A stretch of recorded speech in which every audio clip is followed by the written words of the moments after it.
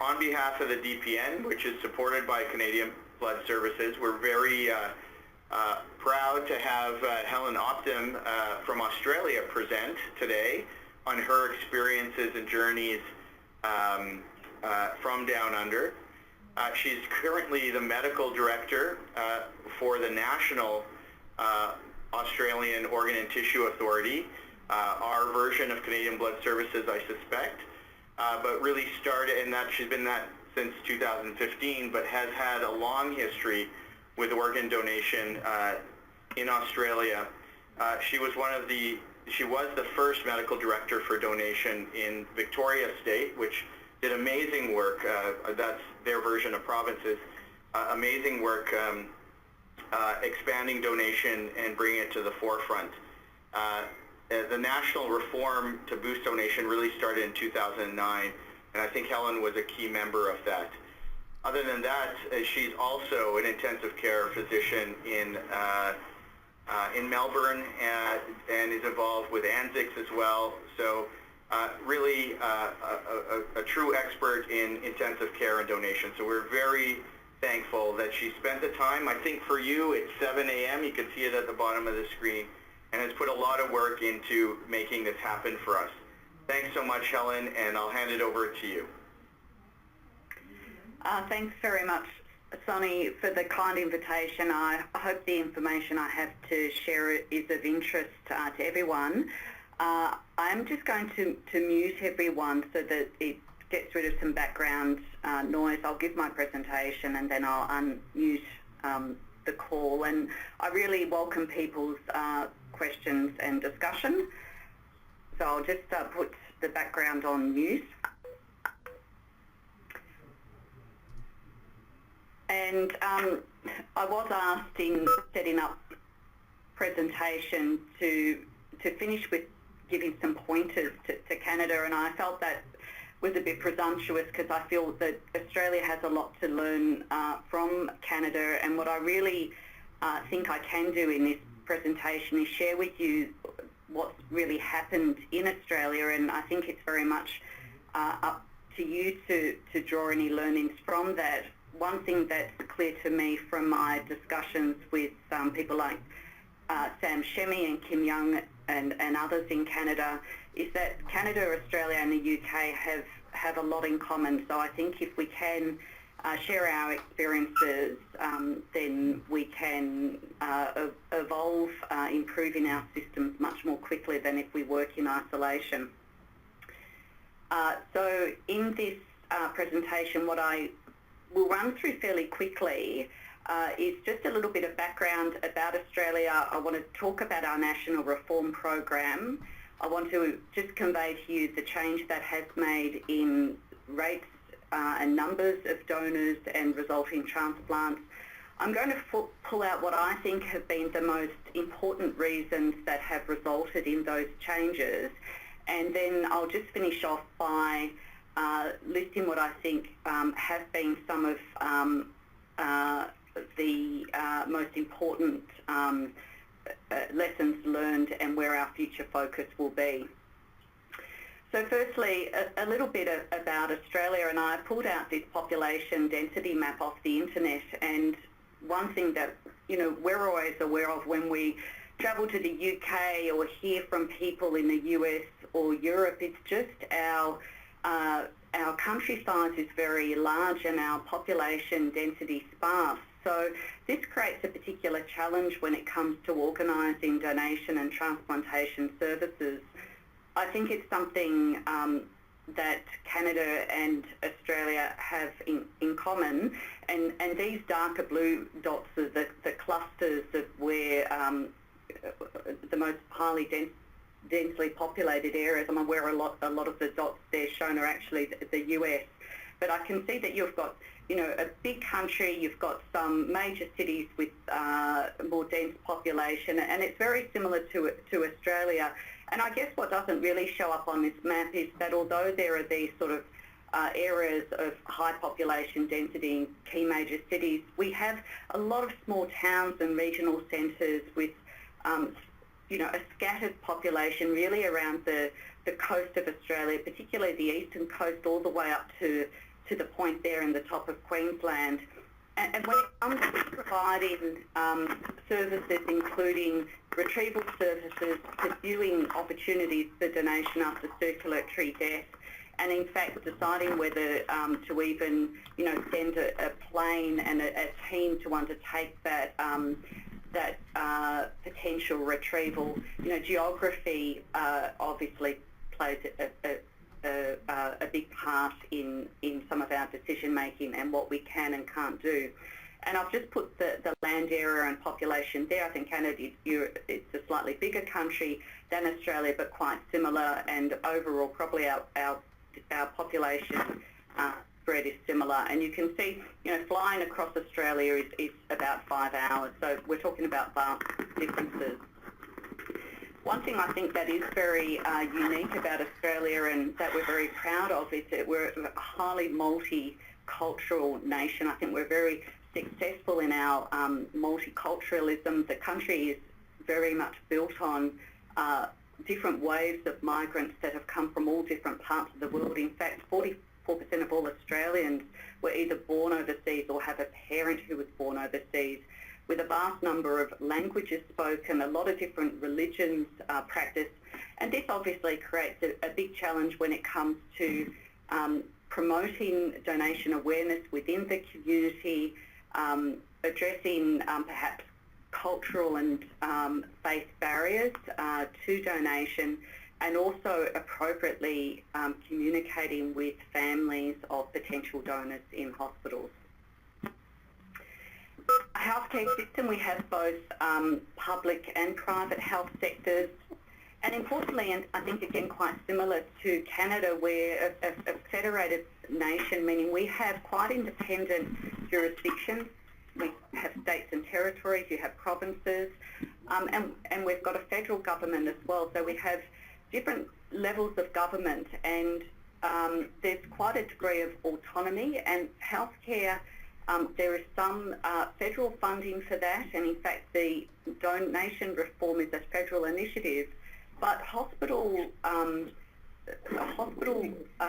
funding and the transplant units that reside in hospitals, all of that is operated and funded at a state and territory government level.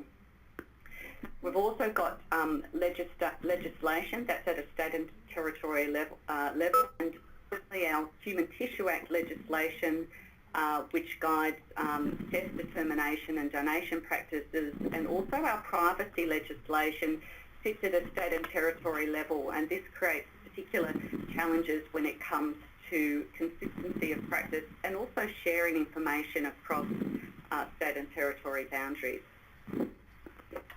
Just to share with you, we do have a legislated definition of death.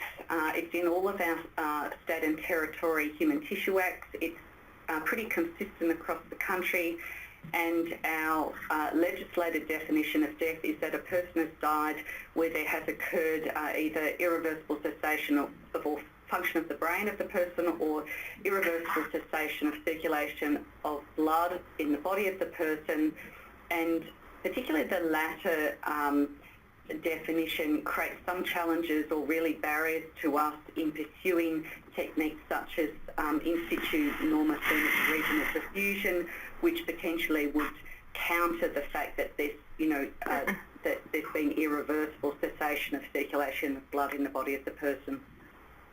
With respect to obtaining consent, although there's some variation in the wording in the State and Territory Human Tissue Act, in practice what is required is explicit consent from the individual or the family prior to donation being able to proceed.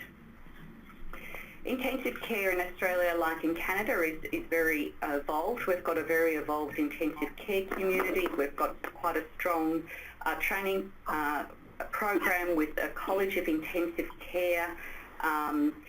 It's a robust training program. Our nursing staff are also highly qualified, with most nurses working in intensive care having formal qualifications. Our units are closed, so the care of patients within them is always overseen by intensivists, although of course the care is collaborative with other surgeons and physicians involved. And we have a relatively low number of intensive care beds per our population compared with some countries. So I'll move on now and just share with you a preliminary slide of what's happened in terms of numbers of deceased donors over the last 18, nearly 20 years. And I'm going to just talk about three periods of time fairly briefly. The onset of the national reform, which began in 2009, the pre-national reform era, and then I'll focus on what have been some of the key initiatives during the period of the national reform. So prior to the national reform, really there had been a number of initiatives trying to increase rates of donation in Australia really with very little success. And certainly during that time, donation and transplantation was fairly straightforward, and I suspect, like you, we had very little donation after circulatory death, and most donors were fairly standard criteria donors. The way donation was organised, we had donor coordinators. They were basically situated external to hospitals in agencies. They would become involved in a case after brain death had been declared and after the family had provided preliminary consent. And with donation, the opportunity having been identified by the treating intensivist or the registrar, and with those individuals having first raised donation with the family. There were two initiatives that really shaped the national reform. The first was a 3-year national clinical task force which began in 2006 with the final report published in 2008. And it was really a big process of stakeholder engagement and a report really creating a blueprint as to what it was that we could do in Australia to address what hadn't been successfully been able to address, and that is to really improve the way donation was organised. And much of what we've delivered stems from that original plan.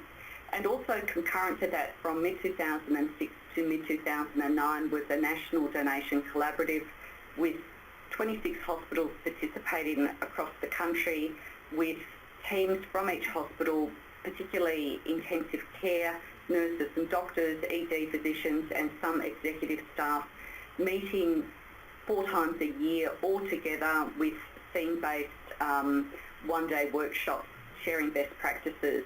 And I think the learnings from that collaborative helped us have some sense of how we were going to operationalise the blueprint plan that was in the National Clinical Task Force report. So we had an announcement of a national reform in 2008 to begin in 2009. It was a Commonwealth funded initiative with really very generous funding over the initial first 4 years, with ongoing funding but lesser than those amounts. The whole national reform was focused on donation. It didn't include any initiatives addressing transplantation or retrieval activity, and the goal was really to implement a best practice approach to organ and tissue donation to improve access to transplantation, with 2 arms, one of improving systems within particularly hospitals, and the other to work in raising community awareness and hopefully consent rates for donation. Now, there were a list of measures that were part of the national reform, and perhaps the 2 most important ones was to actually create a national authority, because prior to that we really just had state-based donation agencies that all operated very independently. There was no central coordinating body, and the goal was to bring the existing donation agencies into a network. And also, very importantly, there was funding to employ staff within hospitals, both doctors and nurses, who would have a role dedicated to donation. And we were very lucky to have this national reform and this sort of injection of funds. But one of the things we lacked, although we had the National Clinical Task Force and the report, it wasn't very granular in terms of exactly how we were going to go about recruiting staff, training staff and utilising this staff. So it really took quite a few years to get our act together. What were some of the things that have been important as part of the national reform? I'll share that in a moment, but first I'll just share some performance data over the last 10 years. And I think what you'll see is very similar rates of change and activity as to what you've had in Canada. So you can see there we've got a baseline where we had a fairly static number of deceased donors and transplants arising from deceased donors preceding the national reform, looking at sort of the average baseline between year 2000 and 2008. We actually had a lower baseline than Canada. I looked at your data and I think back in 2008, 2009 you had about 14 donors per million population. We came off a fairly static baseline of about 10 donors per million population. And you can see that those rates and the resulting transplants from deceased donors have risen, so that last year we reached 22 deceased donors per million population. Now I note your definition of a deceased donor is more conservative than ours in that you'll only count someone as being a deceased donor if there is a transplant that occurs from that donor. We define a donor as someone in whom the donation operation began for the purpose of retrieving organs for transplantation, irrespective or not of as to whether organs were transplanted. And you can see that in 2007 we had about 5% of donors from whom no organ was transplanted. So that would bring that number of 22.2 donors per million population down to I think a little closer to about 21.1 donors per million population. In terms of absolute numbers of transplant recipients, the biggest gains have been seen in kidney transplants, liver transplant recipients and also lung transplant recipients. And I think also, like Canada, we've had a very successful lung transplant program, really world leading in the number of lung transplants per million population. About a quarter of our deceased donors are from the donation after circulatory death program, in fact 28%, and I think again that's very similar to Canada, where about 25% of your donors are after death determination using circulatory criteria. And I want to just share a little bit of state and territory data, and these are donors per million population. And again, you can see that there's been dramatic changes in each of our jurisdictions, with particularly large changes here in some of them. You can see Victoria, which is the state that I'm from, has really tripled its deceased donation rate per million population. Some of these smaller jurisdictions have had even more dramatic changes in their numbers. But as I show you the absolute numbers, and I've lined these jurisdictions up, so these ones on the far right are the smaller ones, you can see that the absolute numbers for these small jurisdictions, you know, are really quite small, nonetheless making a very important contribution. But the national rates are really dependent upon the large jurisdictions having success in implementing strategies to increase deceased donation. And you can see again, Victoria used to have, you know, an average of 50 deceased donors per year, and last year there were 193. So really dramatic changes. In terms of DCD proportion, it's more consistent across the country than what we used to have, but still there's some variation. And I think again this is interesting because it suggests that there may be untapped potential in some jurisdictions. Certainly I think, you know, DCD is an area where there's great potential for further increases in donation, with a really difficult to estimate potential donor pool. So I'll touch now on what have been some of, I think, the key initiatives that have been important. I'm going to run through these quite quickly because I don't want to use up all of our time for the presentation. What we have been able to do is to really create a strong network with consistent branding, both for community messaging, but also feeling that we are all part of a national network, and I'll come back to that. We've really worked on developing the donation specialist role. I think we've got a long way to go there, but having funding for that role and particularly having nurse and medical donation specialists work very collaboratively together has been very important. Evolving our communication training and changing the way in which we approach families, really supporting best practices in hospitals and having a framework to do that, creating the right structures to be able to engage with the different governments for the various jurisdictions and with our national organisation, and also with different clinical groups has been important. Informing practice with data and using data to drive practice change, and also more important than ever, working with the transplantation sector. So I'll just touch on each of these quickly again. Prior to the national reform, every agency had a different name. We had Queenslanders Donate and Life Gift in Victoria. At the start of the national reform, all of the existing agencies had adopted the Donate Life brand. So we've got Donate Life Victoria and Donate Life Queensland, and we use that branding for all of the public promotion. And our different community groups also will co-brand with their own logo community events with the Donate Life logo. So there's, it's getting more traction in terms of lay people and their sense of what this brand is and what it means. Our initial promotion was focused on, having people learn about the facts of donation, deciding to be a donor and sharing that information.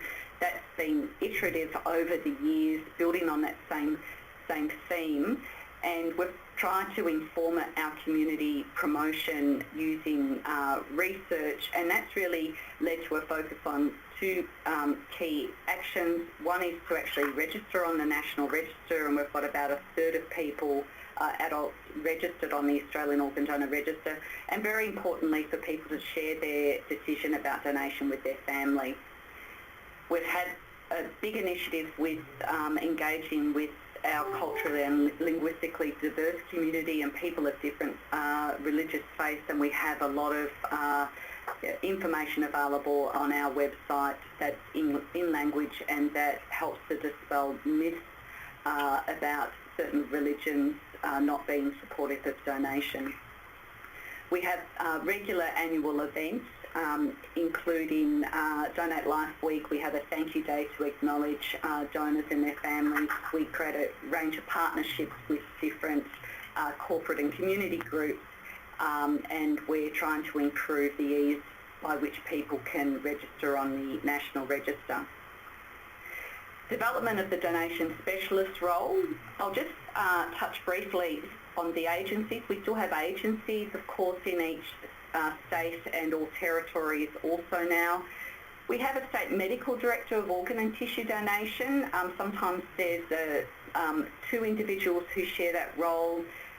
They're all intensive care specialists, and they do that work part-time along with their intensive care work. In the agencies, we also have managers. We've got education coordinator, media and communication staff. We have some agency-based donor coordinator staff, and we also have a donor family support coordinator, as well as some further staff for administrative support. Within the hospital, we have donation specialist staff in hospitals. They're situated in the largest hospitals with the highest potential for donation. We have medical donation specialists, and these are generally intensivists. There are a few emergency department physicians in that role. They're generally in the role part-time, often 0.1, 0.2 FTE, sometimes a little bit more. And we also have nurse donation specialists in hospitals. Some of those staff are also trained as coordinators. Some of them are not trained as coordinators, and most of these staff are full-time.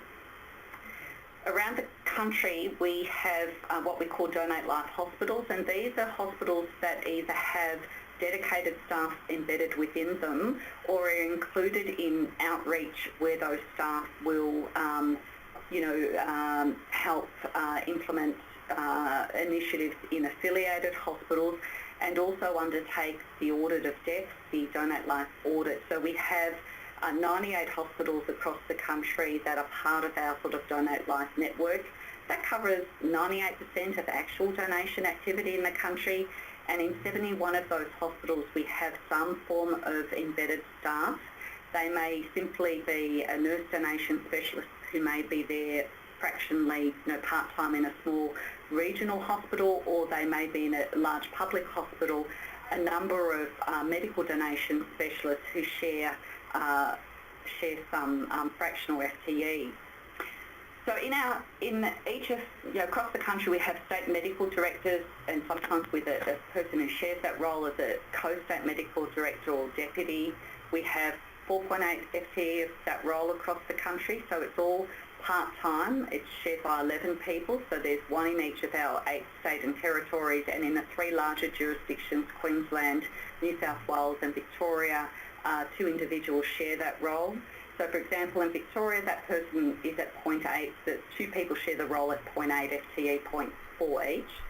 We've got medical donation specialists, 17.5 full-time equivalents across the country. That's FTE shared by 73 people, so often just fractionally in the role. We've got hospital-based nurse donation specialists, some of whom are coordinators, and also agency nurse donor coordinators. And I think we've been very fortunate with the funding that we've had to employ these staff.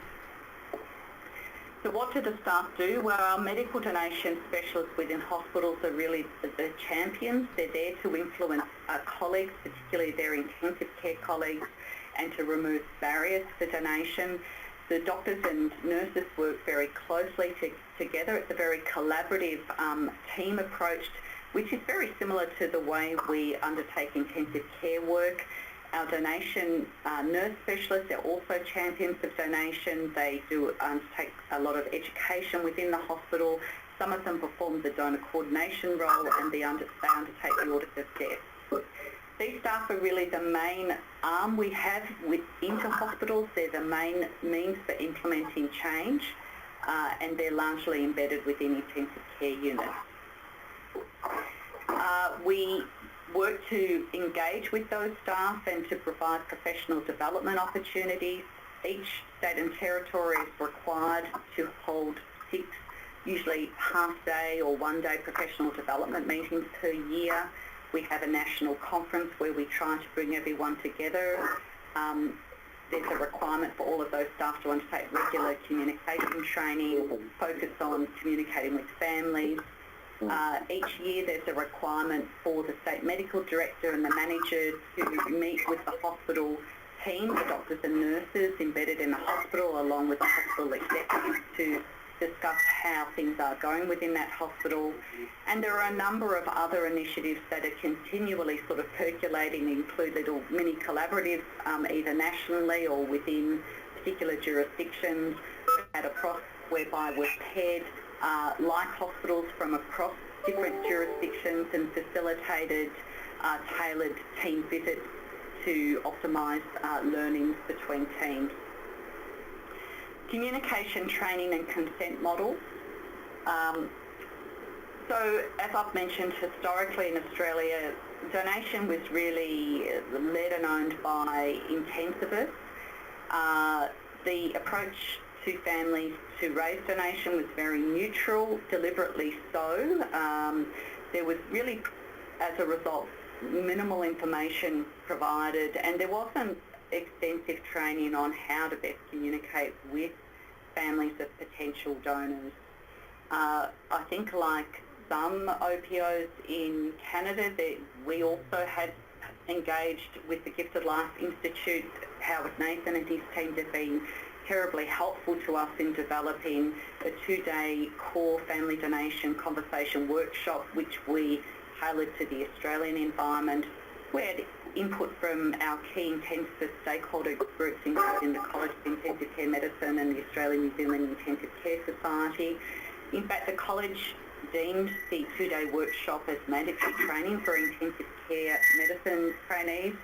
And this course has been not only important for sharing communication skills, but really in changing the mindset of many intensivists in terms of certain beliefs held by individuals about donation. So it's been a very effective workshop for shifting culture and attitudes within hospitals and within intensive care. Each workshop is led by two presenters from a core group of lead trainers, we call them. Each workshop is always has an intensivist who's a donation specialist presenting. We have about 3 or 4 people in that group who run these workshops, and we also have a very experienced donation nurse or bereavement specialist who is also highly skilled at delivering these workshops. One of the other important things we did was shift to a collaborative approach in raising donation. Again, this was not an easy change because intensivists have historically always seen it as part of their role to raise donation with families, and it was quite clear that any change from this would require an evidence-based approach, and it would need to be very inclusive with intensivists agreeing to any change. The State Medical Director and Agency Manager Leadership Group, our Clinical Governance Committee, that really agrees, brainstorms and decides what clinical strategies we're going to seek to implement. It met in 2012. It looked at what information there was available, and particularly what came out of the USA was high consent rates if the family approach was collaborative, including both the donor coordinator and the treating clinician. And so this group planned to trial this new approach and to involve intensivists and other stakeholders in this trial. The trial was actually, the running of it was outsourced to an external group of researchers who really ran the study and wrote it up. And by conducting this study, it was a way of actually introducing this change, and the results of the study supported the fact that if you had someone involved in the conversation who at a minimum had undertaken the 2-day family donation conversation workshop, along with the treating clinician, we had higher consent rates than if donation was raised by someone who was not FDC trained but who was the treating clinician. But the actual process of conducting the trial was itself instrumental in this practice change. That's informed our best practice guideline for offering organ and tissue donation within Australia. And I'll come back to how we measure against implementation of that best practice approach. So supporting best practices in hospitals, halfway through the implementation of our national reform, we had an external review of it, and one of the key findings was that there was a lack of understanding within hospitals as to what it was exactly that needed to be done by the donation team within the hospital. There was really a lack of a clear framework and way to implement change within hospitals. This led to the need to develop what was called a clinical governance framework, and within it a clinical practice improvement program, which are very jargonistic terms, but really what this meant was the ability to come up with a consistent set of criteria of what we wanted to see happening within hospitals, and the requirement for hospitals led by the donation team within the hospital to develop a hospital plan that was regularly updated and that was built on this national document and that had associated performance measures within it. This clinical practice improvement program has evolved. We're now up to phase 3, and it's through this program that we're now in recent years been able to introduce things like routine referral to donate life, and I know you have a mandatory referral requirement which may be there, but we know things are not always adhered to in a timely way. So we have a requirement for routine referral to donation special staff of the agency of all intensive care and ED patients with planned end-of-life care, and we seek to ensure that this referral is timely after the point where there's medical consensus that the person is approaching end-of-life care, and preferably, of course, prior to end-of-life discussions with the family. We've also broken down the elements of the best practice approach to see what's measurable, and things like whether there was checking of the register prior to the family approach to see whether the person was registered, the use of the collaborative approach, particularly the involvement of a donation specialist in raising donation with the family, undertaking a pre-planning meeting. These are all things we measure in our death audit and we report against. Having the right structures, particularly engaging with the transplantation sector and with the different governments around the country that actually manage the donation agencies and transplantation services. Having the right committee structures has been very important, and we've sort of mapped out our system. Of course, it's complicated, and some of our key groups include the Jurisdictional Advisory Group. That includes the Organ and Tissue Authority leadership. It includes the state medical directors and the managers that head up each agency and jurisdiction, and it includes a health representative from each of the states and territories. And this group comes together 3 times a year, and it's a way of properly engaging, particularly the inclusion of the jurisdictional health department reps with each of the jurisdictional governments. We have a clinical governance group which really focuses on clinical initiatives. It's got the state medical directors and the managers. And then one of the key groups that enable collaboration between the donation sector and the transplantation sector is the Transplant Liaison Reference Group. It includes the President of the Transplantation Society of Australia and New Zealand and the chairs of each of the specific organs, the Liver Advisory Committee Chair, lung, and so forth. And it's a way of, again, regularly engaging with the transplantation sector. Data is terribly important, and a lot of our data comes from the Donate Life audit, which really began as a way of identifying missed possible donors, presenting those cases at a forum and encouraging clinicians to discuss appropriate practice and, whether a different approach in the future might have supported donation as an outcome. It's undertaken in the 98 hospitals that are part of our network. All deaths between the age of 28 days and 80 are entered into the audit. But people who died in ICU, or if they died soon thereafter with an irrecoverable brain injury, perhaps with treatment withdrawn in the ED or ICU but dying later on the ward. It's evolved now into quite a sophisticated process with the donation nurses within the hospitals entering data into a web-based tool.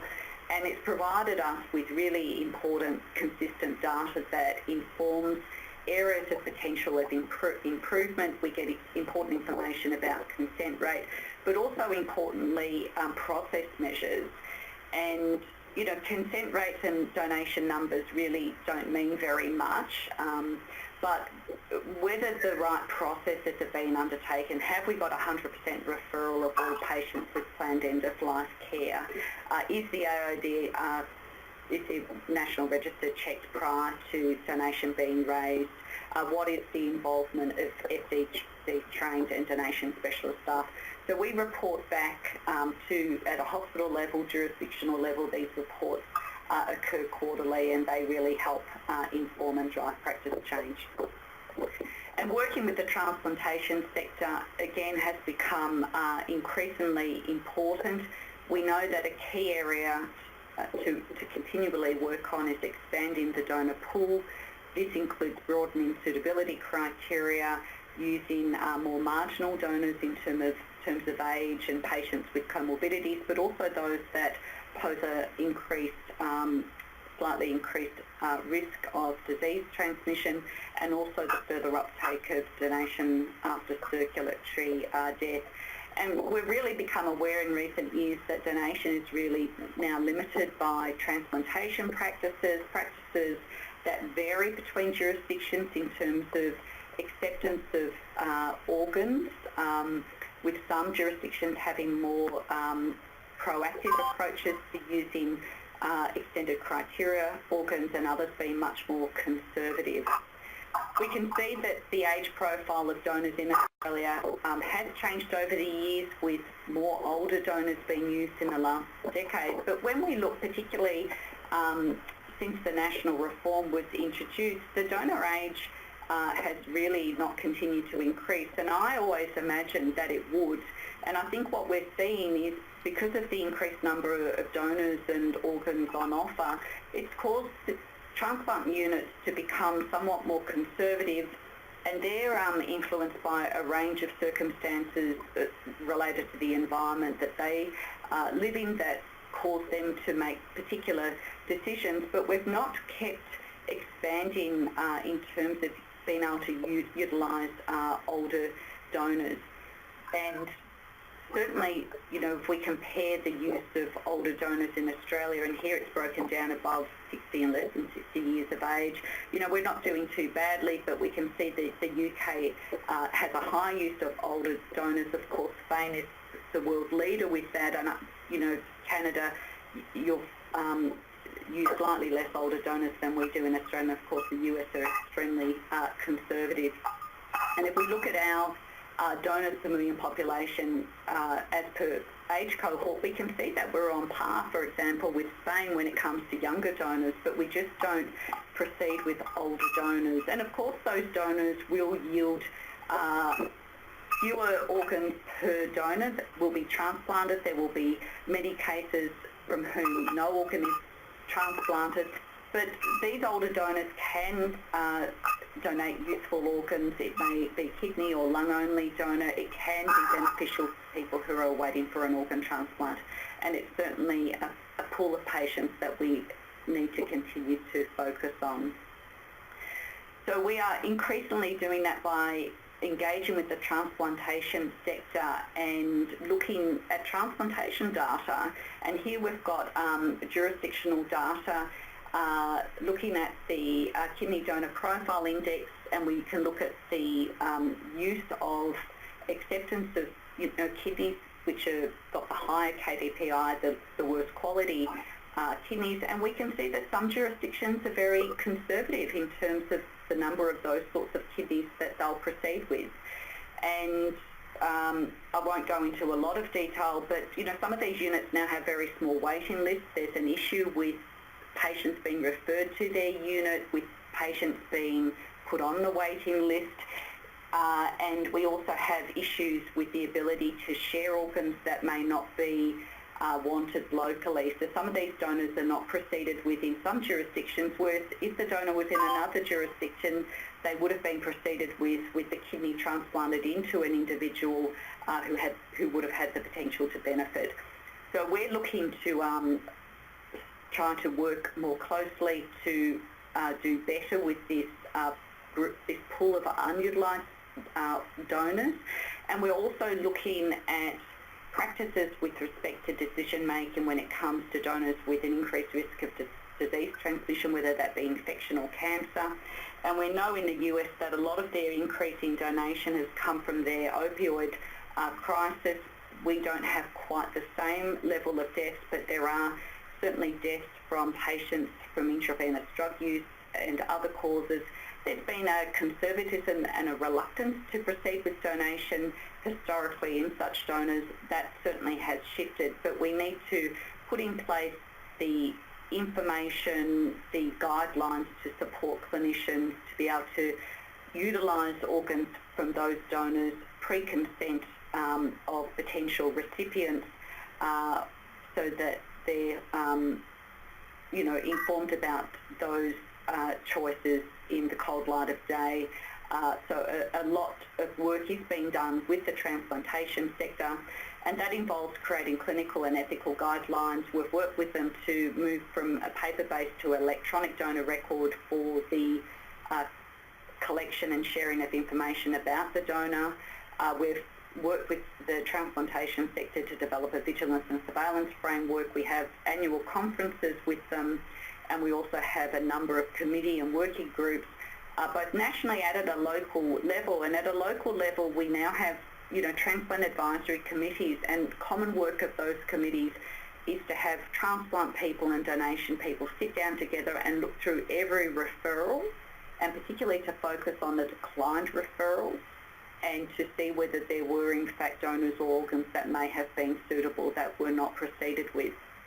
One of the biggest projects we've been undertaking is revamping a fairly dated national organ matching system, which was our electronic system for offering organs. It had limited capability in terms of being able to shift to more complex organ allocation algorithms, and we've invested heavily and worked with the transplantation to develop a new electronic platform for organ offering, and we are now looking to more finessed allocation algorithms that will better match the type of organ to the nature of the recipient, with the hope that we can remove impediments to being able to proceed with the use of expanded criteria organs and organs from donors with an increased risk of disease transmission.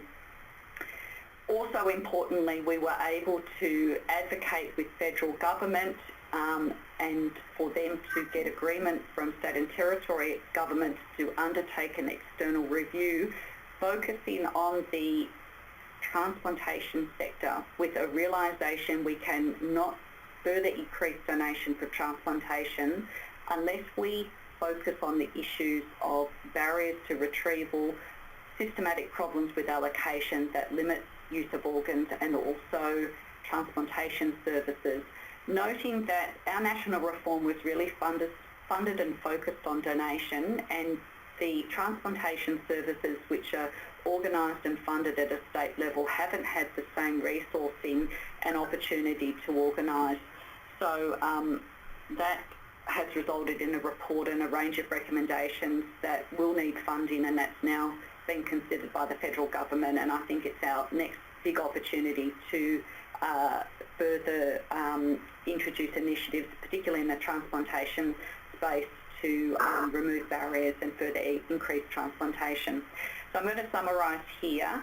So in summary, I think some of the key things that have been very important for us is, the active involvement of intensivists and really embedding the donation specialist roles within intensive care units. The development of the nurse donation specialist role, and I'm very glad that this forum has been open to both medical donation physicians and presumably nurse background donor coordinators. The nurse donation role is incredibly important, and we know that the hospitals that have been most successful are those that have really promoted the nurse donation specialist role. It's a highly skilled nurse practitioner role where these staff have great expertise and need to have a degree of autonomy, and where that role is well evolved and respected within hospitals, we are seeing the best outcomes in terms of optimal processes and rates of consent and donation. One needs a clear hospital plan that needs to be updated and iterative. It needs to really incorporate best practices related to donor identification and particularly family communication. There's a requirement for data to help inform and drive practice, and then there's a requirement for the right structures, particularly with different tiers of government and within the clinical sector, and also more importantly, as time passes, engagement with the transplantation sector. That's the end of my presentation. I'm afraid I probably went on a bit long. I'm going to unmute everyone. Thank you. Helen, that was a wonderful overview of many years of hard work, I expect, from you and many of your colleagues. It was very clear on the number of different avenues you've tackled to get to where you are today.